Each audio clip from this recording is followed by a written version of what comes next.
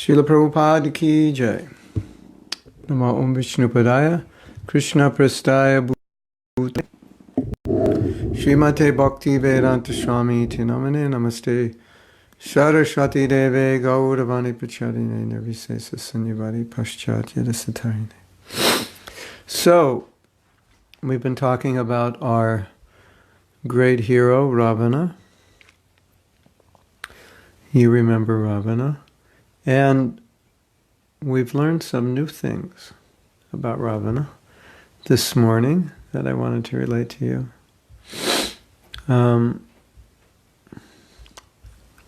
Interesting things about Ravana not listening. I've been talking about how Ravana can't listen. So,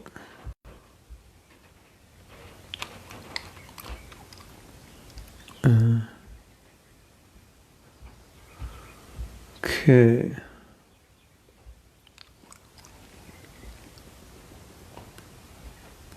Hold on a second.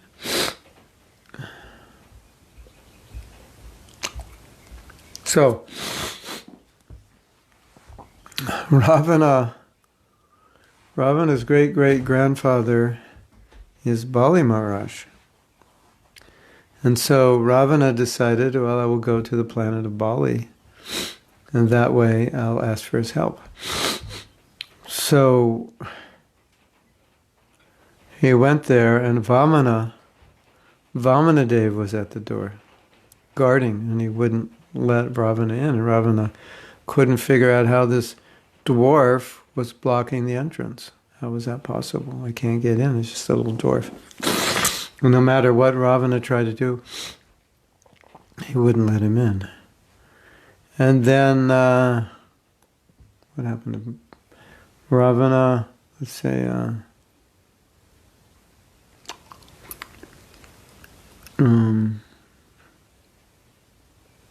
hold on.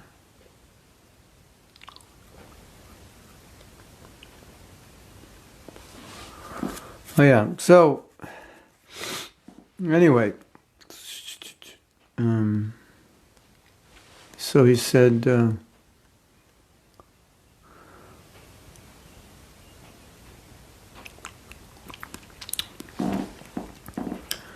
so finally, Vamana I believe he put his foot on Ravana, and somehow Ravana got in, and the reason was that once he was touched by Vamana, then Vamana said, now you're ready, you're purified, you're ready to be killed.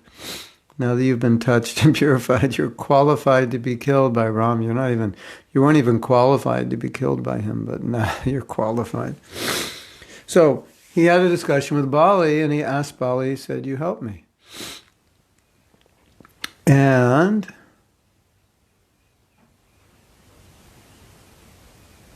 Bali said, look it. These monkeys, they're like super powerful. And what happened was, Angada, one of the monkeys, was sent as a messenger. And he said, look it, I'm sent as a messenger by Ram. Ram is asking you give back Sita. And if you give back Sita, Ram will be your friend. Ram will even protect your kingdom. And Ravana says, no way, I won't give back Sita. Again, the same problem has happened, that he won't give back Sita. He won't listen to reason. Rama is saying, if you give back Sita, there'll be no battle, and I will protect your kingdom, and we'll be friends. Everything will be good. He said no. And Angada said, you're just a fool, and you don't realize how strong we are. And Ravana is saying, you're just a monkey. How can monkeys fight with me? And Ravana said, well, you think you're so strong? Okay, why don't you lift my leg? see if your soul. And he said Indrajit. Indrajit couldn't lift his leg, and Hanuman said, well, why don't you just try to lift my toe? Indrajit, who was like Ravana's #1 warrior, couldn't lift his toe, and Ravana was outraged. And Ravana came with his 20 arms, and he tried to lift his leg. He couldn't. So Bali said, you couldn't even lift the leg of these monkey soldiers. You couldn't even lift the toe. And Angada was just a messenger. He wasn't even one of the main soldiers. And you are thinking you're going to fight them and win. Don't fight them. You're going to lose. And he said, and then he said, your brother Vibhishan is on the other side. And he knows everything about you.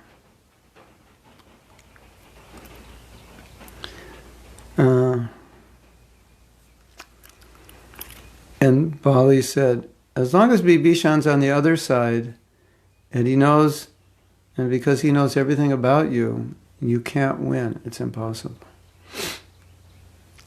Still, he didn't accept that. So now we've had, I think in the last 3 days, we've discussed at least 5 incidents in which was clearly explained to Ravana why he was going to lose. And he was so attached to Sita, to having her, he wouldn't listen. And we had discussed yesterday something, I don't know if you picked up on it, it was quite amazing, that Ravana was losing everything. These monkey soldiers were defeating his soldiers. And he had nothing. He was the only one left. And still, remember what Ravana said? He said, if you just give back Sita, I will bring all your soldiers back to life. But that you would probably think at that point, he would think, okay, I've lost everything. I've lost every soldier. All my brothers have been killed. My greatest warriors have been killed. I've lost everything. I'm about to lose my life. And Rama is offering, if you just give back Sita, I will bring all your soldiers back to life. I will be your ally and your friend. You will have your kingdom. He said, no. He was more attached to Sita. He was so attached to enjoying Sita, even he refused that. That's amazing. That just shows how if one becomes too attached, they completely lose their mind. And of course, the greatest attachment in the material world is the attachment, the male-female attachment. So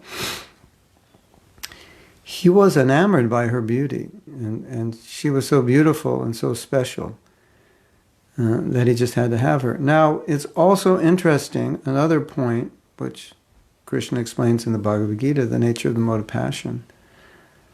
Ravana had many beautiful wives, and he had many beautiful mistresses.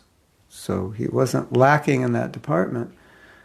But here is Sita, and Sita is special, more beautiful than any of his wives, any of his girlfriends. So he had to have her. Isn't that interesting? So it shows that even though you have immense opulence, or in this case, you have many, many beautiful women, still, if there's one that you deem to be special,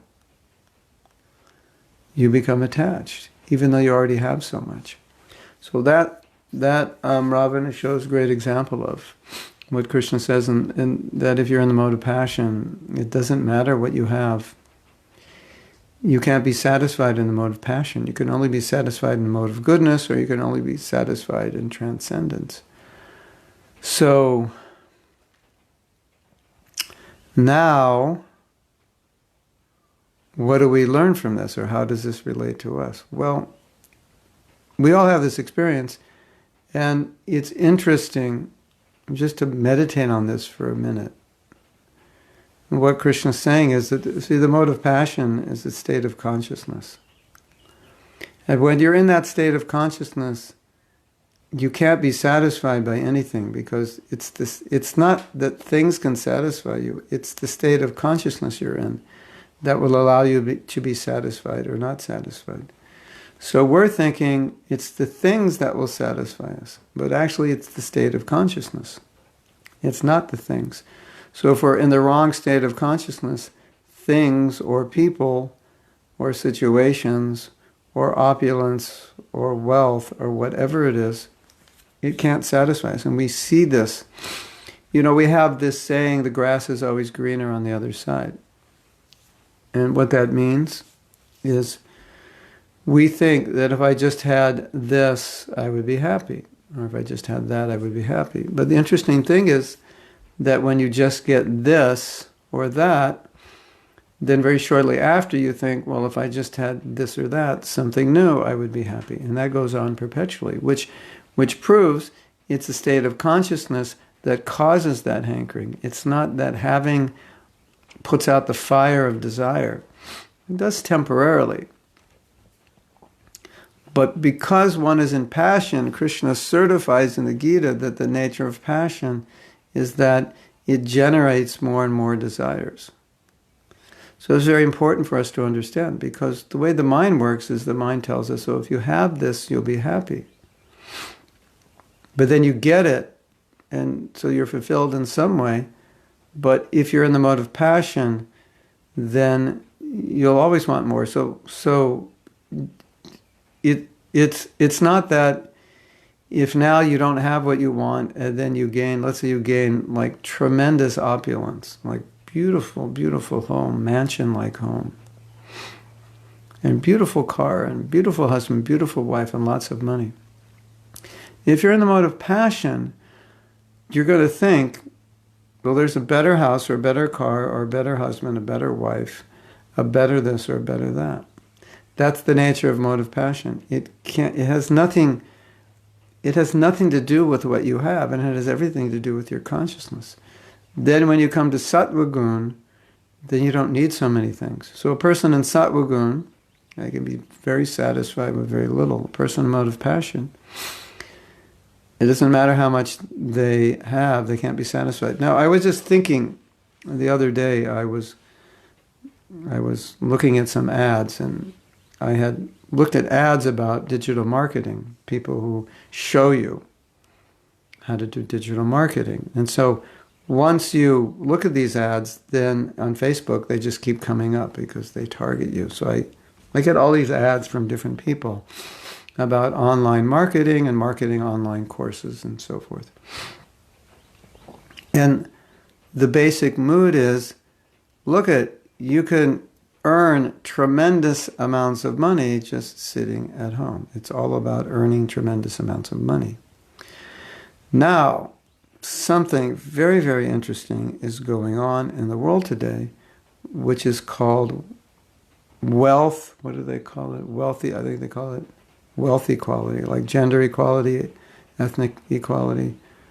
I think the word is wealth equality. Maybe some of you know. Maybe there's another word, or gender inequality, wealth inequality. I think the more common term is wealth inequality.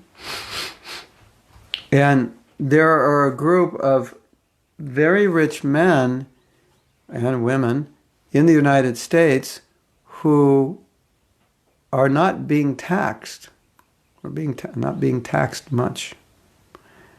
And they have a movement, and they're asking the government to tax them. Isn't that interesting? So at least over 10 million, if we're earning over 10 million, tax us. It's a whole movement said we want to be taxed because they believe it's unfair. And you have many candidates running in America for the next presidential race who talk about this, that minimum wage should be higher, the wealthy should be taxed. There's a wealth inequality. And they want to see more of a wealth equality, which is not really the culture in America. Capitalism is the victory flag is that you make way more money than you actually need to live, and you can live in a very opulent life. You can own more than one home. You can own a yacht or a boat. You can just own whatever you want. So what's interesting about this was, as I was just seeing this discussion going on about wealth inequality and trying to remove the gap between the wealthy and the poor so it's a little more equal. I was remembering that when Bhishma instructed Yudhisthira, he said that one of the qualities of a civilized human being is to equally distribute wealth. So let's say we're all living in a village, there's a few thousand of us, and I'm extremely wealthy, and you're struggling just to put food on the table. It would be sinful or uncivil or inhumane, what Bhishma Dev said is, you're not even a human being. It would be inhumane for me to live a life of opulence while you can hardly put food on the table. And so equally distribute wealth, that means if I have a lot of money, then that should be shared. That's civilized human life. In the Upanishad, Prabhupada says it's sinful to accumulate more money than you need. Wealthy people think, no, if you have a lot of money, you can donate, you can share it. That's true. That's what you're supposed to do with it. But you're not supposed to live, share a little and live live a life of excess. But in our culture, it's all about the person who has an opulent lifestyle, beautiful home, beautiful things, can afford the best. That's considered the most successful person. But according to the Vedic lifestyle, that's considered a sinful person. And Prabhupada said, in the Vedic times, you didn't find people living in big, beautiful homes. You found them living in huts. The big, beautiful homes were the temples or the palaces of the kings. But the average person, even if they had wealth, they didn't live that way. They would use their wealth for helping people. They use their wealth for building temples. So the culture we're in now is much, much different. But the point I was making is that because it's become part of the culture that wealth is considered success, and that if you have money, you'll be happy, then it's symptomatic of the mode of passion. It means that our society is firmly rooted in the mode of passion. And when you hear these people talking about advertisements, if you do this and do that, you can make so much money. And I made $25,000 last month, and sometimes they show you their checks. I did this course and I sold 1,000 courses, and in 1 month I made $120,000. And people are watching that and thinking, wow, this person is successful and this person must be really happy. Wow, if I could make $100,000 in a month, just think how great that would be. But the point is, yeah, if you're a devotee, it'd be great that you could give half your money to TOVP or half your money to preaching Krishna consciousness. But that's different. But as long as these people are in the mode of passion, 100,000 a month is not going to satisfy them. Why? Because for wealthy people, 100,000 a month is peanuts. It's nothing. That's only 1.2 million a year. That's like small time. You're not really, to be a millionaire now is like big deal. There's so many millionaires. You're not that great. So it's also prestige, how much money you have. So then you hit this point where you're making $100,000 a month. Could you spend $100,000 a month on yourself? That's not easy. So if you're making that much money, basically you have everything you want. Yeah, if you buy a $10 million home, yeah, and all your money's, down the drain. But if you're living like most Americans, then you can buy quite a nice home. No problem, and nice everything. So still, once you have it all, you have a problem. It's such an interesting topic. You have a problem. What's the problem? Well, now you have all this money, and you've gotten everything you want, but it doesn't make you happy, and you thought it was going to make you happy, so you're looking at all this stuff, and you're thinking, okay, how this is supposed to make me happy, but I don't know. I don't know how this is supposed to make me happy because I'm in the mode of passion. And I'm thinking, I have a 5,000 square foot home, but if I were actually successful, I'd have a 25,000 square foot home on 100 acres, and I'd have my own private jet, et cetera, et cetera. So I'm just a small timer. I'm just making 100,000 a month. And when I compare myself to Warren Buffett or Bill Gates or these other people or the owner of Amazon, I'm nobody. And so then you could start feeling like, oh, I'm such a failure. I only make 100,000 a month. I only have a $1 million home and a Mercedes. I don't have a Lamborghini and whatever. It sounds weird. It sounds funny, but it's true. That's how the mode of passion works. So the mode of passion, it's a state of consciousness. So if you're in that state of consciousness, Krishna says, there'll be no end to your desire. Once you go into sattva guna, you're satisfied. So when you're in sattva guna, it's not about what you have. As long as you're not starving to death, and you have some clothes and a roof over your head, you're satisfied. If you're in Shuddha Sattva, if you're transcendental, you don't even need food, and you don't even need a roof, and you'll be satisfied. That's a different thing. We're not there yet. But we're just talking about the modes of nature. And if you're in the mode of ignorance, you don't even have the energy to try to want to get anything. You're just lazy. So you're not even in this equation because you're not even trying to get things. And if you see the ad, oh, you can do this and make millions of dollars, you'll just look at it and think, that's like so much trouble, because these guys who tell you how to make $1 million, they say, well, I get up at 4 o'clock and then I take a shower and then no, I go for a run and then I go, I go into my office at 6 and I start planning my day. And the people in the mode of ignorance will think, if that's what you have to do to be successful, I'd rather be a loser because I don't have to get up at 4 o'clock. I don't get up till 8 o'clock. And, I don't have to exercise. The loser will look at the people in the mode of passion and think, that's way too much trouble. I'd rather be a loser. I'm enjoying more. I'm always on vacation. I hardly do anything. Isn't it? So the different modes have different natures. So here we see Ravana. He's manifesting for us the mode of passion. He's got all these beautiful women to enjoy, and he wants Sita. She's special. And for that, he's losing his whole kingdom. And Ram is saying, just give her back and we'll bring all your people back to life. Bali is saying, you can't win. Angada is saying, Ram is offering to protect you if you just give it back. And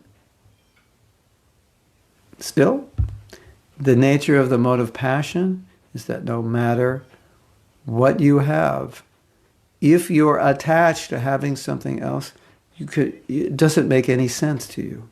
You can't think clearly. This is like we say in America, if something's very simple, we either say, duh, like you don't need a brain to figure this out, or there's a saying, this is a no-brainer. Another, same thing, you don't need a brain, you don't need to think, this is a no-brainer. Give back Sita, you'll get your kingdom back, all your soldiers and family members will come back to life. It's a no-brainer. Otherwise, so Ravana was thinking, no, I'm the greatest. Now, here's a beautiful story. Kruti, I'll get to your question. Here's a beautiful story. So, what is this story? Oh, yeah. So Bali said, okay, Bali gave this great advice, and Ravana's like, in one ear, out the other. He can't hear because he's attached to Sita. So Bali said, you've come here, so I want to give you a gift. He said, really? And he said, you see over there? You see that mountain? it's a mountain of gold and diamonds, and I want to give that to you. And Ravana was thinking, you want to give that to me? What a gift. And he said, yes, that's your gift. I want to give it to you.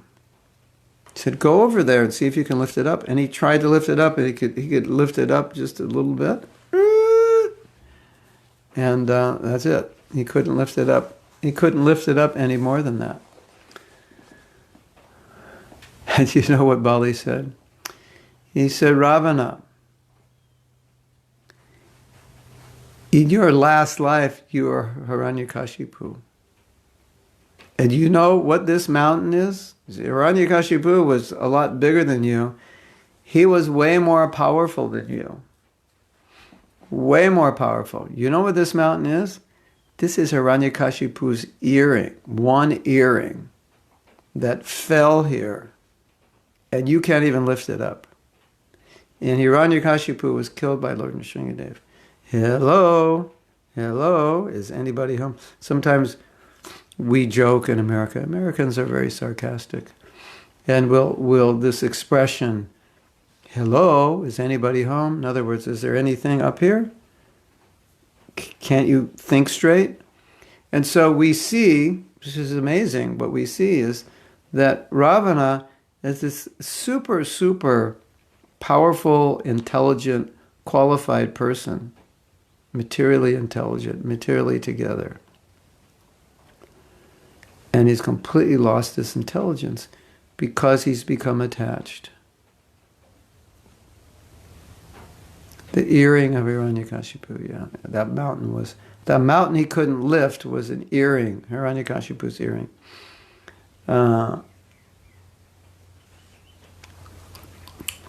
And he said, look Bali said, don't even go back to Lanka. You should just let it go and just take this mountain. You got this mountain of gold, you've got so much money here, wealth, you could enjoy life. Why even go back there?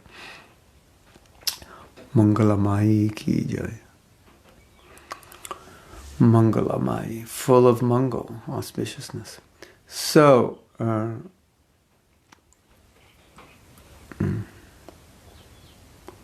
is that amazing? It's like everyone is trying to convince Ravana to give back Sita. And he's become so attached. He can't let her go. So we learn this lesson. Like, I don't know if you've ever been in a situation where you're trying to achieve something and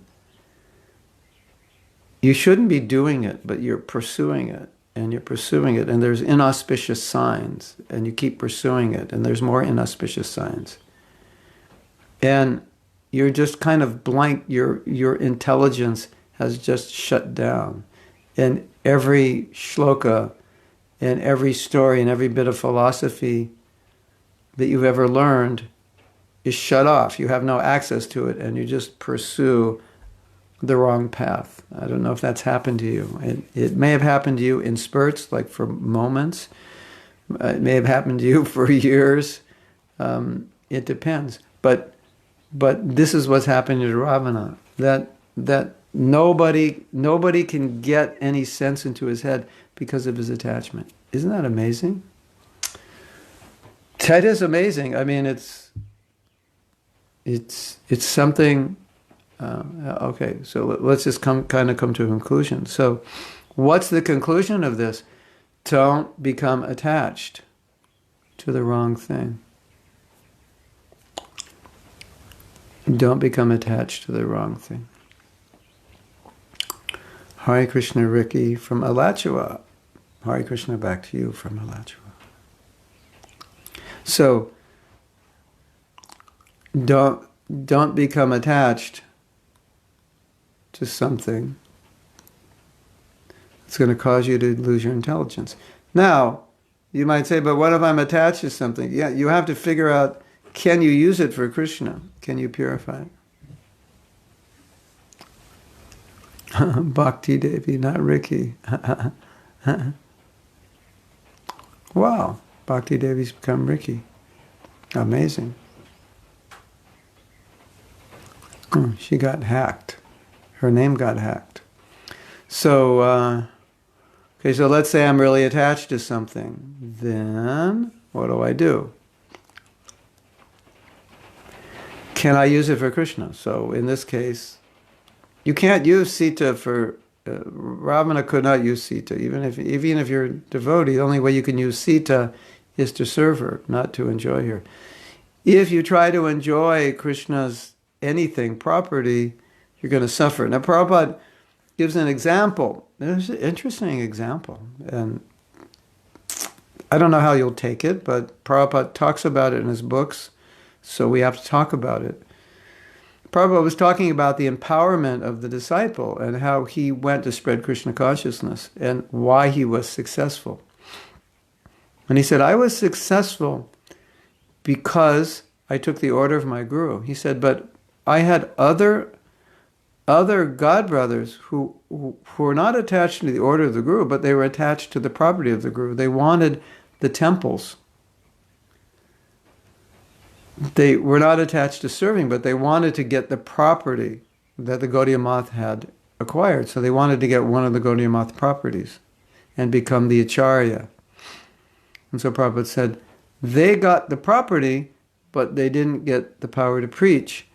And so he was saying they were trying to enjoy the Guru's property rather than serve the Guru. So here we see Sita, yes. How do you enjoy Sita? You don't. The only way you can enjoy is through service. That's how you will enjoy anything in Krishna consciousness, is through service. Just like I think we were saying yesterday, in the Leela of Krishna, Krishna has many girlfriends, gopis, and he has many wives. And some people will look at those Leelas and say, well, if he does it, then I can do it. No, it doesn't work that way. He's doing it to teach you not to do it. But you're thinking he's doing it, and that means it's okay for you to do it because he's setting an example.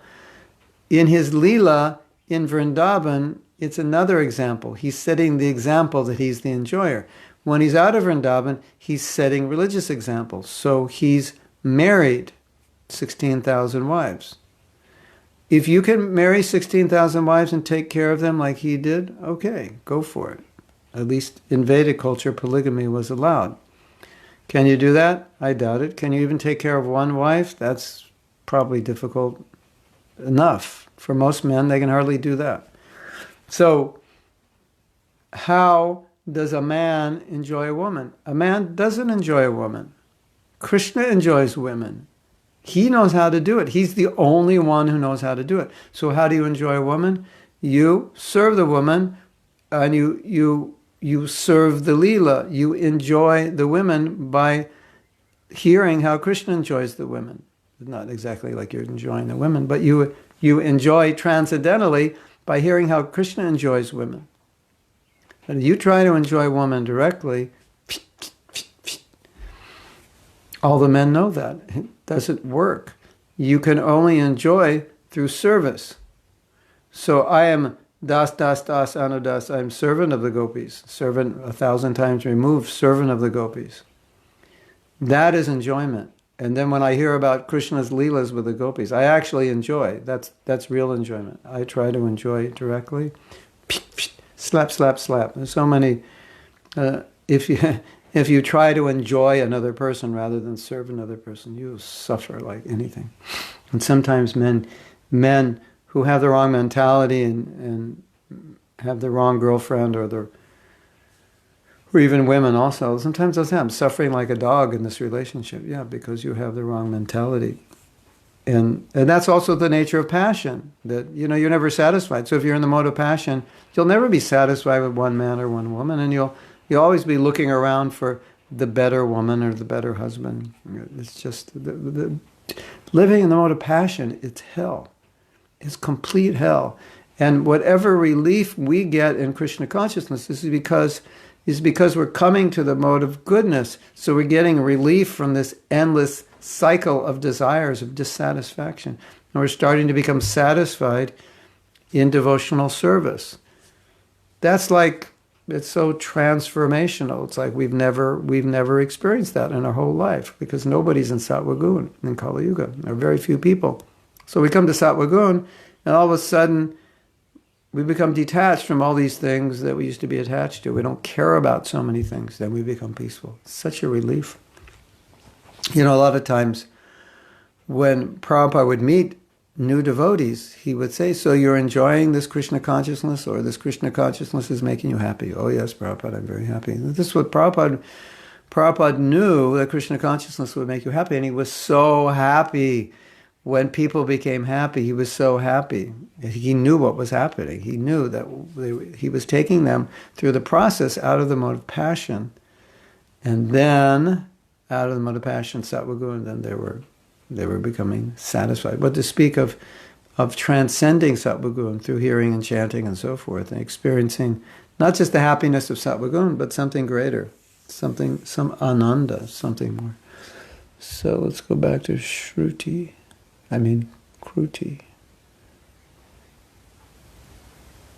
Way back when.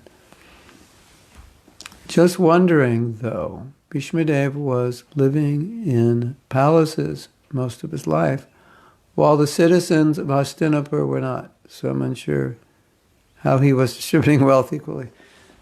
There's a psychology there. He was a statesman in the kingdom. So Prabhupada says that in Vedic culture, it was only the kings who lived that way. And it was a psychology, because the people honored their king like God. That, like we say, Sakshad Hari Tvainasa Masta Shastri, the guru is worshipped like God. Well, the teacher is worshipped like God.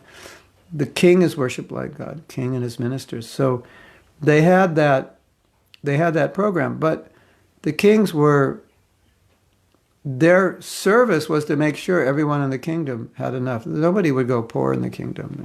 There was no one that didn't have enough. But Prabhupada said there was a psychology there, that as a king, and people honor the king, he can't live in just a little hut. He can't just wear ordinary dhoti like a Brahmin. They're royal and regal.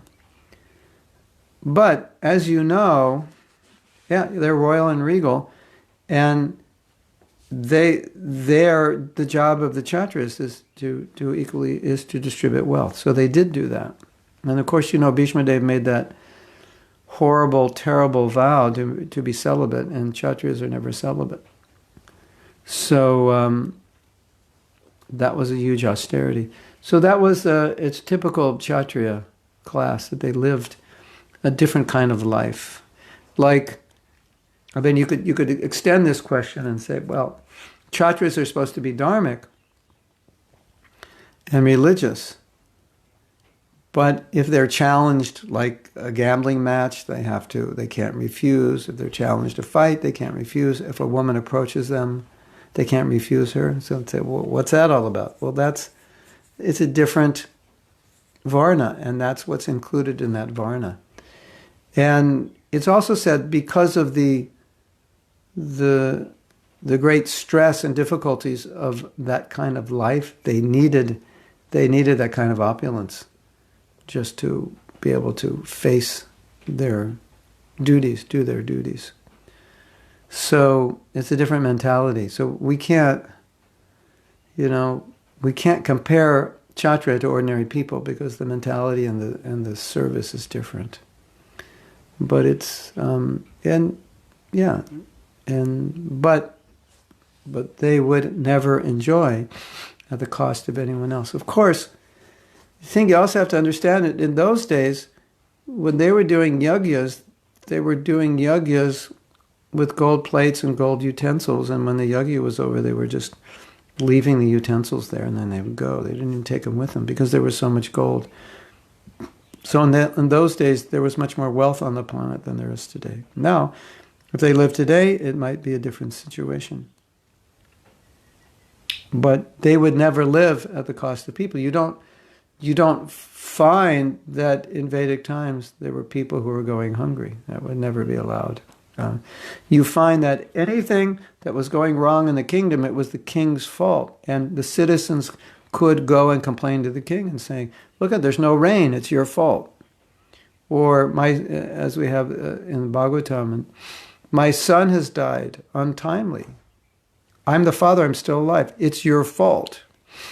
Wow. So they take responsibility. So it's by nature, they live that life. It created this respect that the citizens needed to give. They loved their king. The king was their God, and you should worship. It's like, you worship the guru like God. So sometimes the guru is worshipped with some opulence. One time Prabhupada said, he was challenged, oh, you were picked up in a Rolls Royce. And Prabhupada said, yes, not good enough.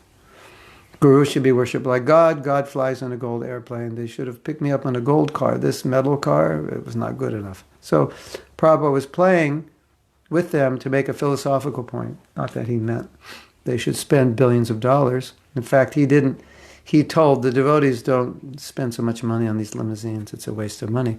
But to make a philosophical point, then he said that. So that's the king is representative of God, Naradev.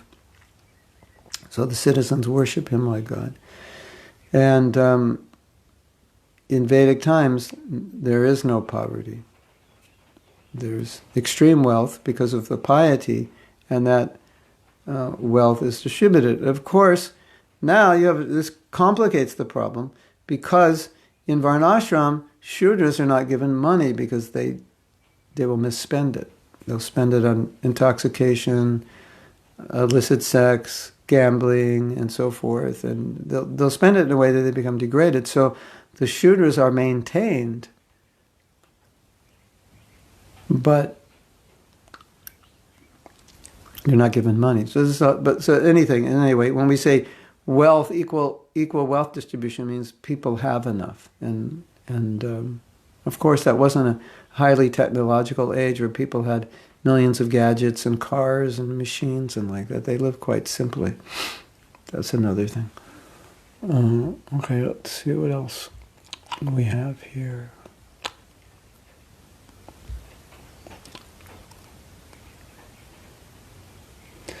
So to prevent to be attached to the wrong things, we have to be attached to the right things. Yeah.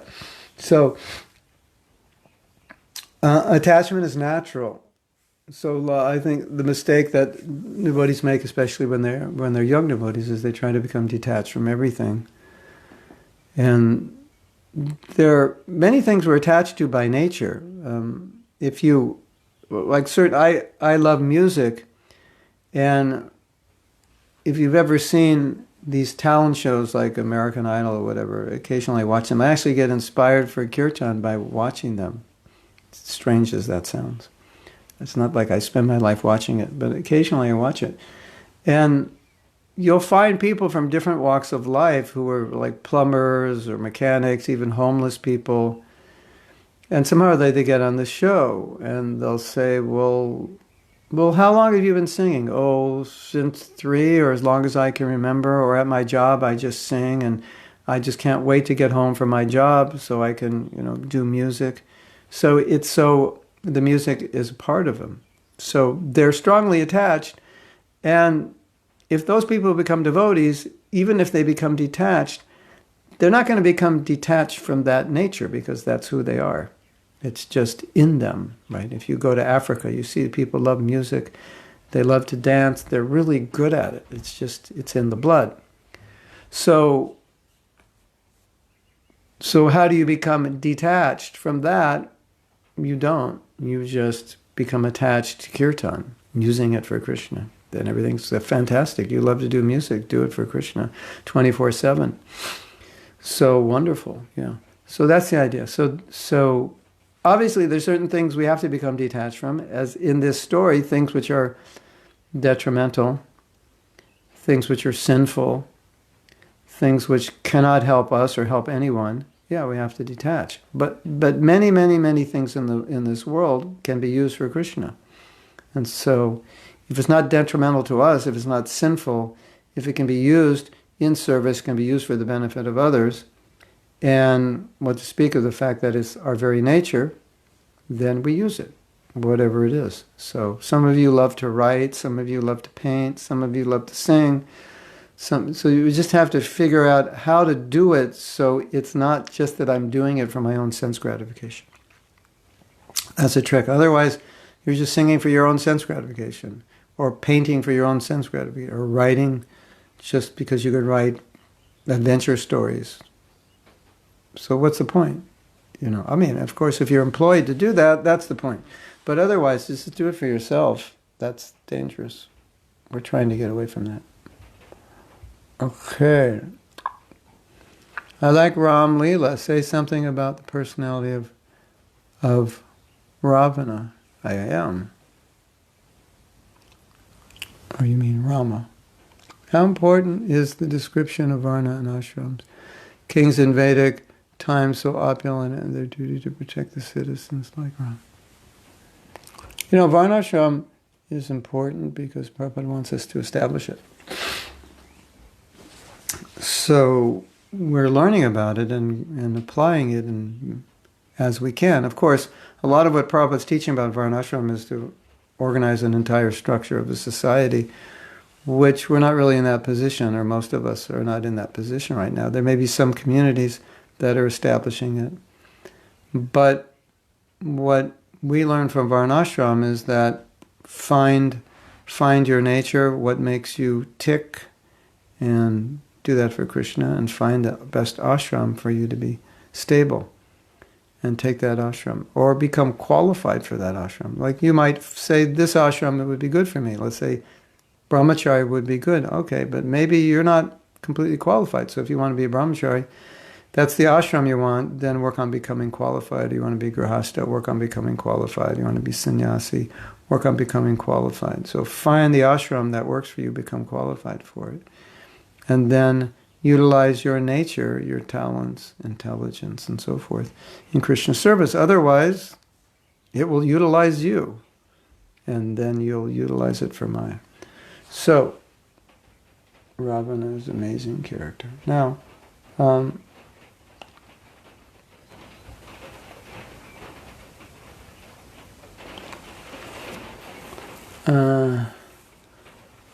something else I wanted to talk about from yesterday, which I forgot. So, let me read something Prabhupada said.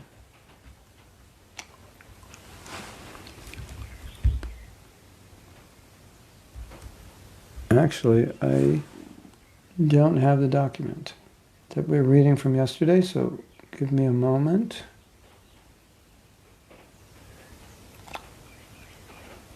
Or maybe I do and I don't realize I do. Hold on, confused.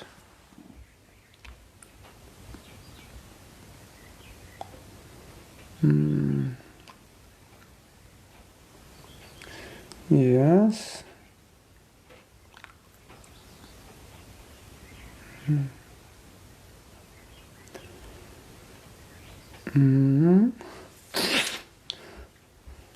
I am looking. Excuse me.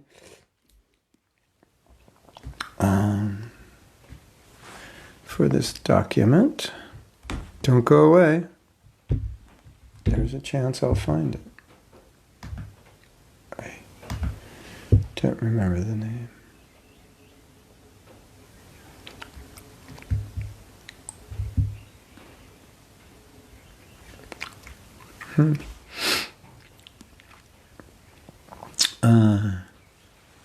We're having trouble finding it.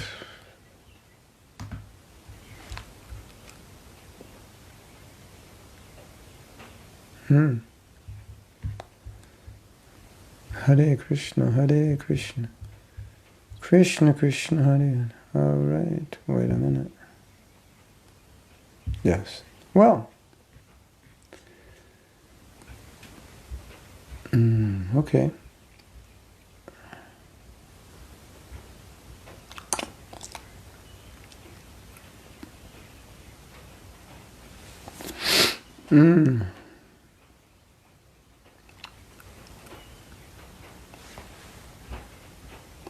Hold on.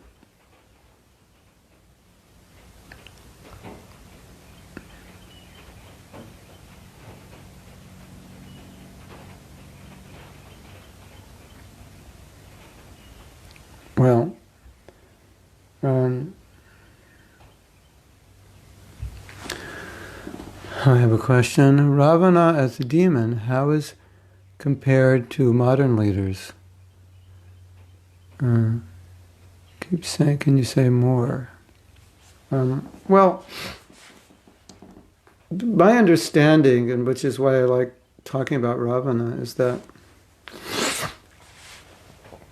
when Krishna empowers these personalities, like Ravana, Kumbhakarna, and other demoniac personalities, he's using them as examples of extremely asuric people. And we all have these asuric natures. And when you're looking at leaders like Hitler and Mussolini and like that, Prabhupada said, compared to Hiranyakashipu and the like, they're really, really not very big demons, although they've killed millions of people. That would sound maybe wrong to say that they were not big demons, but look at Kamsa. He was killing, just indiscriminately decided, okay, we're going to kill all the children because one of them could be Krishna, one of them could be the one who's going to kill me. So we'll just kill all the children. So, of course, we have many demoniac leaders, and but to kill millions and millions of children just because you're afraid one of them might kill you. So Prabhupada said the demoniac leaders in the modern age are very small compared to these big demons of other ages, but they exhibit to us these demoniac qualities in such a clear way, and so we're meant to learn from them, and as we're doing in this class, we're meant to compare ourselves to them, to see, okay, how do I, in any, of course I'm not like Kamsa that I would be killing millions of children, but in some way, how am I like him? In what ways could I be like him? And Kamsa, he wanted to kill Krishna. So, what are we afraid of? Kamsa wanted to kill Krishna because Krishna represented everything. Krishna represented everything that was against what Kamsa wanted to achieve, and Krishna would thwart his plans. So, what are you against that's thwarting your plans for sense gratification? Who do you want to control? Who would you like to move out of the way in your life? Who bothers you? Not that you would want to kill them. But I think sometimes, maybe in the recesses of our subconscious, there are certain people that we just don't like, and in some way we think, I wish they didn't exist. And it's not that I would hire someone to kill them. But I was thinking this morning of a question. And this question is, what would the perfect ISKCON look like to you? What would be the perfect ISKCON? Your ISKCON. What would it look like if you could make it any way? So I was asking myself that question, and I was thinking about many devotees, what they would say. And then a thought came up. In my perfect ISKCON, well, there would be no devotees like this who think this way or say these things. So that was, you could say, indirectly, it was like saying, well, I would like to eliminate these people from ISKCON. I wish they didn't exist. So obviously, I don't want to kill them, and obviously, I appreciate all devotees. But it was just a thought. In my perfect ISKCON, a certain kind of mentality wouldn't exist. And so the people who embody that mentality, I obviously don't appreciate.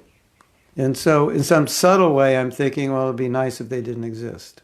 So that's Kamsa, that's Ravana. It's like, let's just get rid of all the people that get in our way. So do we have that mentality? Not on that level. Do politicians have that mentality? Not on that level. But definitely, they want to remove all opponents to whatever their agenda is. So Ravana, Hiranyakashipu, Kamsa, like that, they're there in Shastra to show us, for us to reflect on ourselves. Now, the problem is, in the question you asked, well, what about modern politicians comparing to Ravana? And certainly there can be some comparisons, although Ravana is in another league. But there's a problem here, and the problem is that a lot of times when we're looking at Shastra and we're looking at persons like Ravana and then comparing them to other demoniac leaders, it's like we're just looking at it as if we have nothing to do with it. Well, this politician in today's age resembles Ravana in this way and that way, or this one resembles Kamsa or Hiranyakashipu. Yeah, we can see that, and Prabhupada did talk about that. But perhaps more importantly is, how do we reflect that? Rather than seeing it in others only, but we should reflect in ourselves. Otherwise, there is the possibility that a lot of times we'll miss the message because we'll think, oh yes, people are like this. People are like Ravana in this way and that way. And then we miss the message, well, how am I like him in this way and that way? And sometimes it's hard to pinpoint it. Like I'm saying, oh, I wish an ISKCON wouldn't have these other people. So what's the subtle connotation? Well, those people don't exist. Is there anyone in the world you would not want to exist? You would wish they didn't exist. So sometimes I'm sure many people look at Donald Trump and just think, I wish he didn't exist. The world would be better if he just were never born. So indirectly, it's like you're saying, I wish this guy was just dead. I'm not going to go kill him. But that demoniac tendency, like Kamsa, or like Ravana, or like Hiranyakashipu, to kill, it's there on some subtle level, and we're supposed to see that. Of course, it's hard to admit that. We say, or psychologists say, that when you criticize someone, it's because you see something in that person that you have. And then one devotee said, well, I criticize child molesters. I don't have a tendency to molest children. I criticize terrorists. I don't have a tendency to go rape villages and kill people and rape these men's wives and kill the husbands. I don't. All right, obviously we don't have that. But, and these things upset our sense of justice. But at least we can always reflect on what tendencies do I have that in some way might remotely resemble that. And we might be surprised to find that we have some tendencies that might remotely represent something that we thought is completely foreign to us. So that's the idea of looking at Shastra in a way that we're looking at it in trying to relate it to ourselves, which obviously can be really difficult. You're looking at Hiranyakashipu. How can you relate to Hiranyakashipu? What he was doing. It's like, it's unrelatable. But if you go into it and you start to look at his nature, but what's the mentality? Okay, I would never do what he did, but what's the mentality that's causing him to do that? Do I have that mentality? And does it just manifest in small ways? And then you start to put the pieces together and you see, yeah, I do have this mentality that Hiranyakashipu exhibited. I just have it to a lesser degree.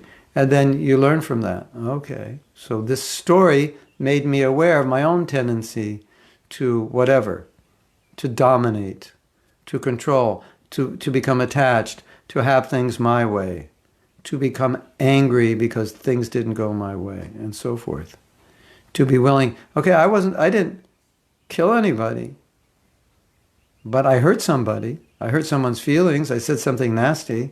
So in that sense, I was killing. That's my version of killing. So in that sense, I can see myself in these demons. It's just, they're so obviously demoniac that it makes it difficult for us to relate to them. But we can relate to them. We actually can relate to them if we look. And so The danger is just to think, well, that's Hiranyakashipu, and I could see Trump has some of those qualities, and Putin has some of those qualities, and Mussolini and Hitler and Karl Marx, and I can see they had all these qualities. Okay, fine. What about you? What mentality? What about us? What mentality do we have that's similar?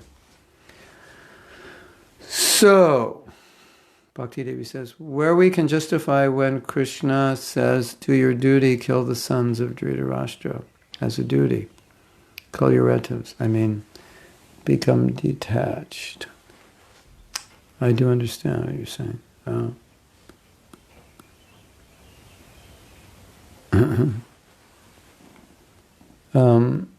What can we justify when Krishna says, do your duty, kill the sons of Dhritarashtra? Well, Krishna never tells Brahmins to kill, or rarely. Krishna is instructing here Kshatriyas, that's their duty.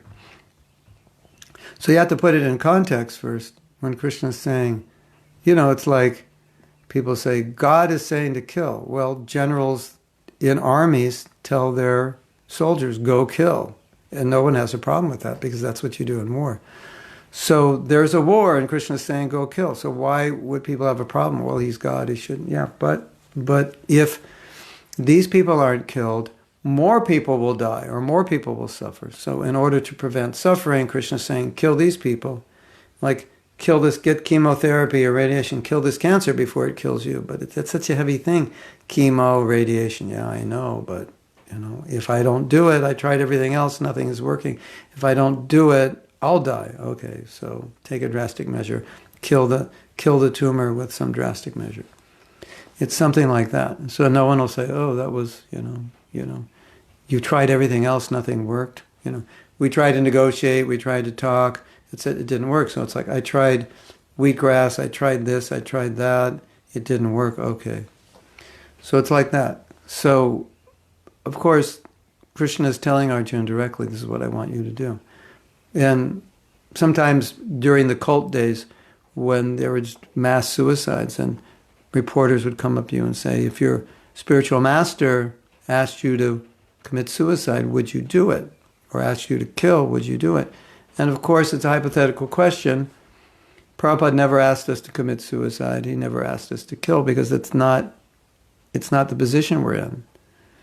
So, our answer is, well, he never asked, so I can't answer your question. They'll say, but if he asked you to do it, what would you do? And we would say, well, if he's a bona fide guru, he wouldn't ask us to do it.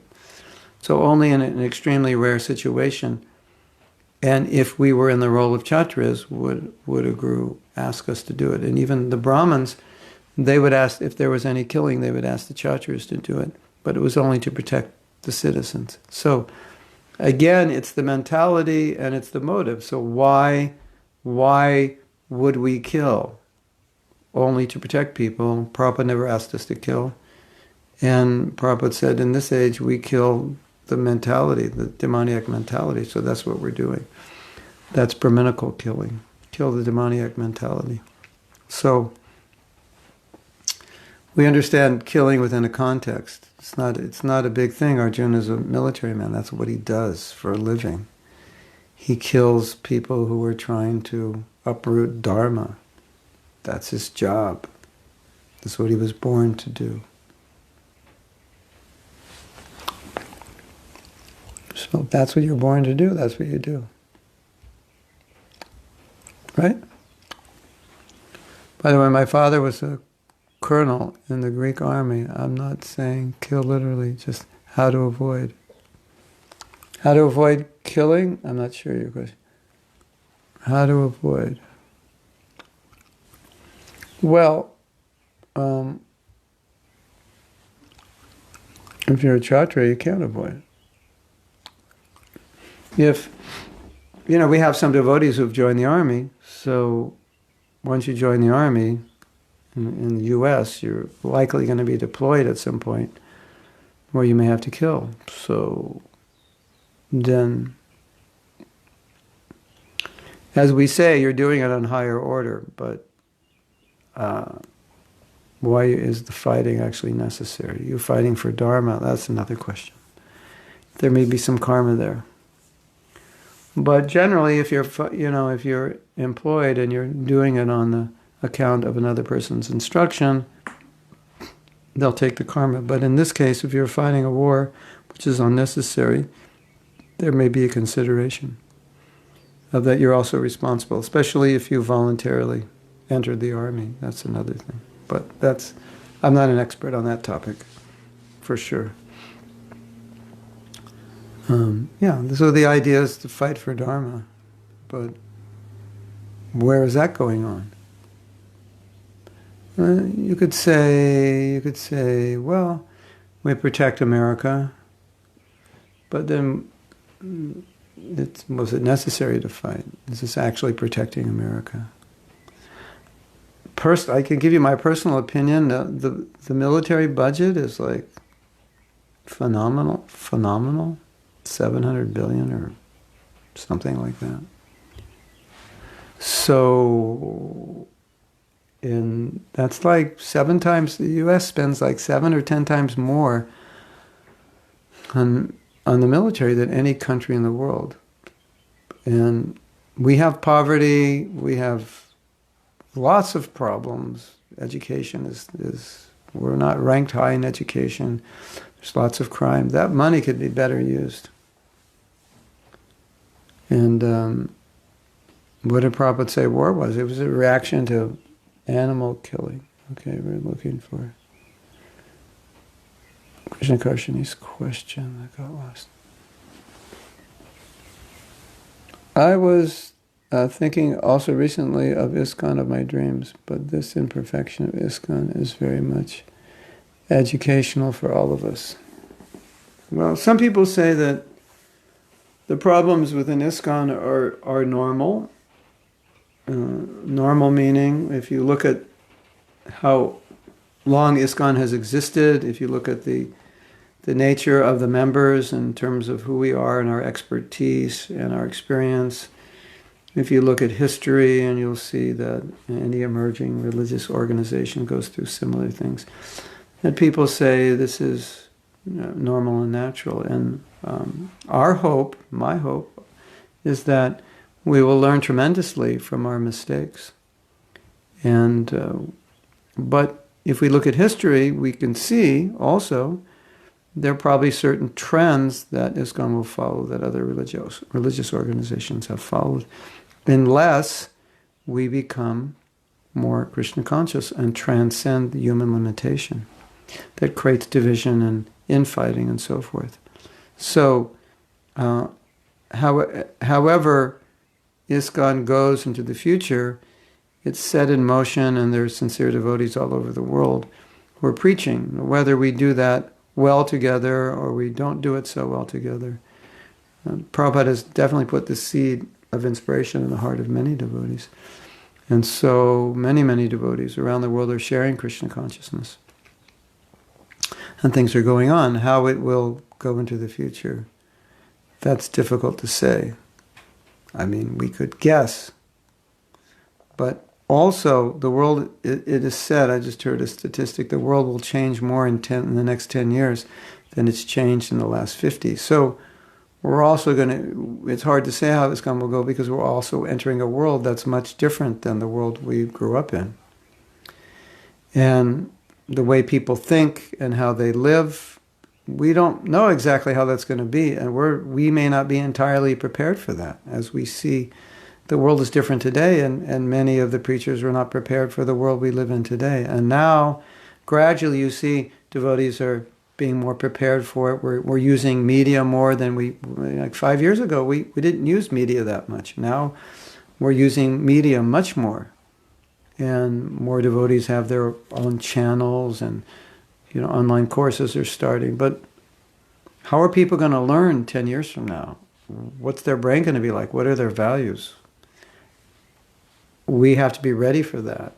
And so that's why it's difficult to say what will happen to ISKCON. But one thing that I would say is that any organization that's going to be successful is going to have to know how people think, and is going to have to be able to relate very well to people, and is going to have to be able to predict with some degree of accuracy where society is going, so that we can be prepared. And the more we're prepared to meet people where they're at and how they think and what they need to know, what they need to learn, what they want to know and learn, and to be able to relate it to them in a way that they can digest and apply it, the more successful we're going to be. And whoever does that, whether it's in ISKCON or Gaudiya Math or in other religious movements, is going to be successful. Because if you look at YouTube or Facebook and look at the videos that get the most hits, it's not that they're the best videos. Right? Sometimes they are, and sometimes they're not. It's just that the message is resonating with people. So you can watch a video about how to do A, B, and C, because millions of people need to know how to do A, B, and C, and there's just some guy with his phone, and it's moving around, and the quality isn't that good, and he's got experience in having done something, and 300,000 people watch it because they need to learn. So it's relevant.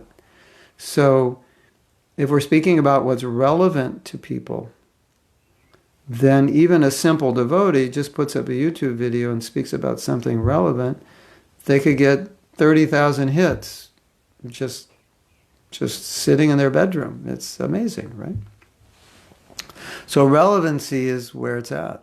And the more there's relevancy, the more people want to learn from us. And I think one of the great faults, or potential faults, well, it's both, existing and potential, that we can fall into is irrelevancy. We talk about things that are just, people can't find a place in their life or their brain that for that. It doesn't fall into any, there's nothing about it that makes any sense to them in their real life.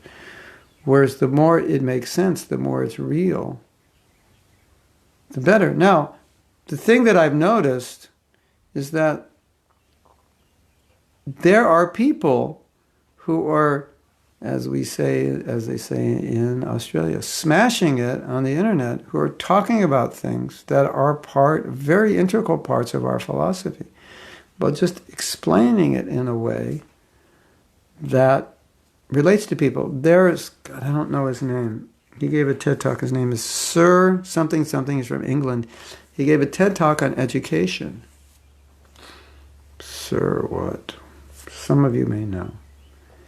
He lives in Los Angeles. He's from the UK. And he's a Sir, which means he's somebody. And he gave this amazing talk on education, and his basic premise was that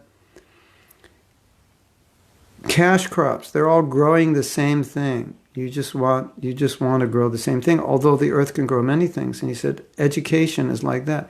We're just producing one or two or three kinds of crops, science and math. And he told stories about kids who succeeded in other areas of education. They had to be pulled out of the mainstream education because the mainstream education didn't cater to their abilities and talents. So it was really a Varnashram talk, basically. I mean, if you analyze what he's saying, he's basically saying educate according to Varna. Don't educate generically, which is kind of a duh, but our whole education system is on duh mode. They educate, everybody gets the same education, although we're all so different, and we all know that. And, my brain in science, it's like I don't think scientifically. If I study science, I have to read it, study it, go over, what does that mean? Someone else will look at it, and so I don't even have to read this. I already understand this. How did you understand? I just look around. I understand that. So we're all different, obviously, and somebody can just, like a 7-year-old can just, give them a pen and paper and they're drawing, or they're even painting, and they never even took a lesson. It's just, that's their nature. It's obvious. He got a standing ovation for that. And I'm looking at that and thinking, I've never heard a devotee give a talk like that. He's very articulate and very intelligent, and education is his field. And I've heard a lot of intelligent devotees speak, but never within a specific context that would resonate with people so much that it was rated one of the best TED Talks ever. And he's just talking about Varnashram in relation to education. I heard another TED Talk about these guys who started a blog about living simply. And they said, basically, 20% of what you own is all you need.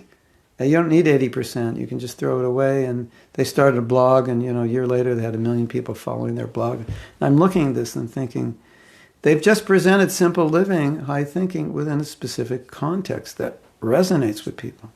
So people are taking, and there's more, I don't have to give you more examples, you've probably seen. There's more examples of people teaching what we teach, but just isolating a particular aspect of what we teach, putting it in a context that resonates totally with people, and people are giving standing ovations, going, wow, this is amazing. So that's the importance of resonance. And so we have to know how people think, and we have to kind of project where the future is going, where the world is going, or study it to know how to speak to people. Like now there's a big movement of yoga, meditation in India, and all this, and we're riding the wave. But is that good?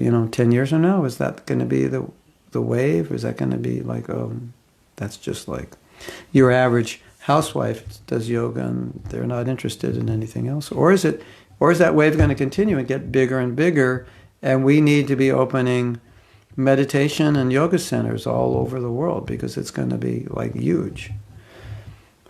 These are questions we have to ask.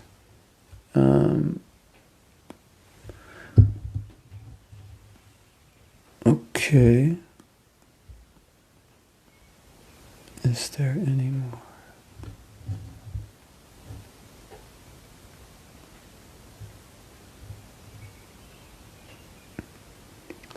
Yeah. Every country needs and expectations of people are different. It's true. And ISKCON, every country should be ready to share Krishna consciousness in a different way. We were making a mistake to preach the same way. Yeah. That was, years ago, Italy was extremely successful in preaching. And we learned from them and tried to apply it in America, but Americans are different. And we just couldn't do it the same way. Years ago, some devotees from San Diego went to Mexico, and they were selling sets of books to lawyers, doctors, CEOs, and so forth. And they could just walk in because they were Americans and get in the office, and those people were very friendly, Mexicans, different culture. We tried that in America in the 1980s. I don't know about now, but in the 1980s. There's no way you could get to see the CEO or just get to see a lawyer with a set of books, and and a lot of these people would invite us to their home and say, this is really interesting, come to it. It's a different culture.